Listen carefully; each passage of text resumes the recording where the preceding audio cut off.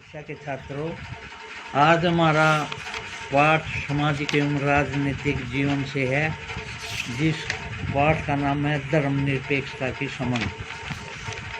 इसके कुछ पहले रह गए थे, उन पैरों को हम करते हैं। धार्मिक वर्चस्व को रोकने के लिए भारतीय धर्मनिरपेक्षता का तीसरा तरीका हस्तक्षेप का तरीका है।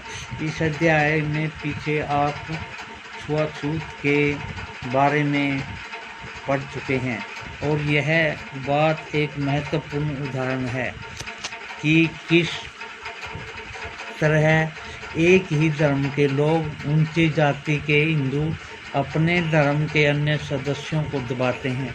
धर्म के नाम पर अलग थलग करने और भेदभाव को रोकने के लिए भारतीय संविधान में छुआछूत पर पाबंदी लगा दी गई है।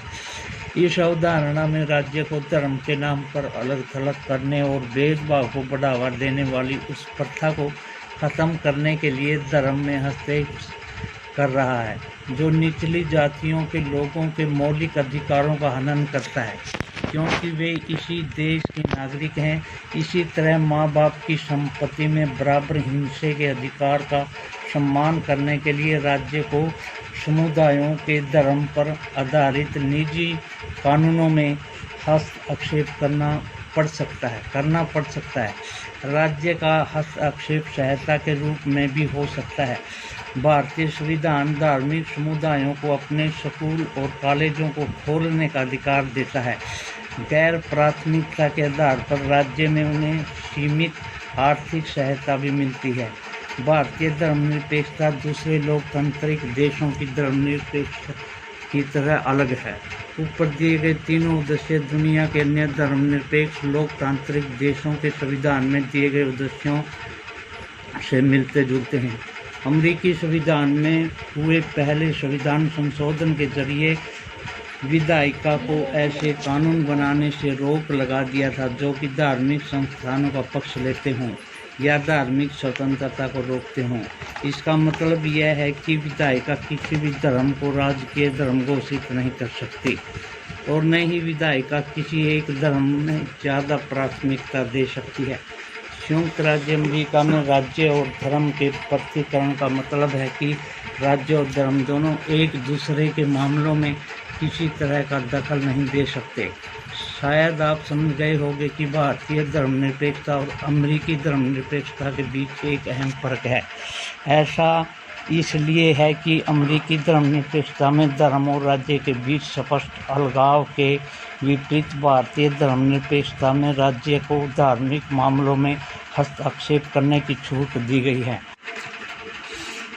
अमेरिका के धर्मनिरपेक्ष के बारे में एक बात और पढ़ते हैं। संयुक्त राज्य अमेरिका में सरकारी स्कूलों के ज़्यादातर बच्चे सुबह सबसे पहले वफादारी की शपथ लेते हैं। शपथ में ईश्वर की छत्रछाया शब्द आते हैं। 60 साल से भी अधिक पहले ही वहाँ यह तय कर दिया गया था कि अगर यह शपथ किसी बच्चे को धार्मिक आस्था को ठेस पहुंचाती है तो उसे इसको दोहराने की ज़रूरत नहीं है। इसके बावजूद वहाँ ईश्वर की छत्रछाया वाक्यांश को कई बार कानूनी चुनौती दी जा चुकी है। चुनौती देने वालों का कहना है कि यह वाक्यांश अमेरिकी संविधान के पहले संशोधन में चर्च एवं राज्य के बीच किए गए पृथक्करण का उल्लंघन करता है।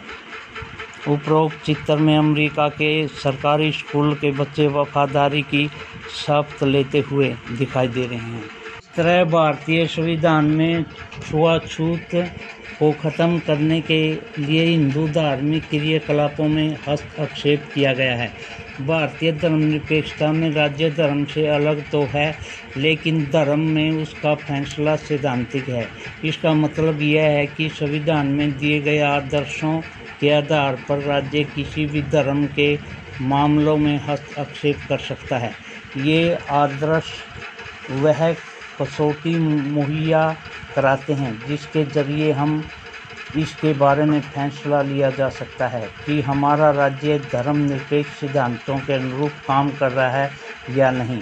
भारतीय राज्य धर्मनिरपेक्ष है और धार्मिक वर्चस्व को रोकने के लिए कई तरह के काम करता है। भारतीय संविधान अपने नागरिकों को मौलिक अधिकारों का आश्वासन देता है। ये मूलभूत अधिकार इन धर्मनिरपेक्ष सिद्धांतों पर आधारित है, लेकिन इसका मतलब यह नहीं है कि भारतीय समाज में इन अधिकारों का उल्लंघन बंद हो गया है, बल्कि वास्तव में ऐसे उल्लंघनों की वजह से ही हमारे सामने एक संवैधानिक व्याख्या की ज़रूरत बनी हुई है। इस तरह के अधिकारों के होने का ज्ञान हमें इन अधिकारों के उल्लंघन के प्रति संवेदनशील बनाता है। जब कभी ऐसा होता है तो हमें इसके खिलाफ सही कदम उठाने की अक्षमता भी उसी से मिलती है। रक्षा के छात्रों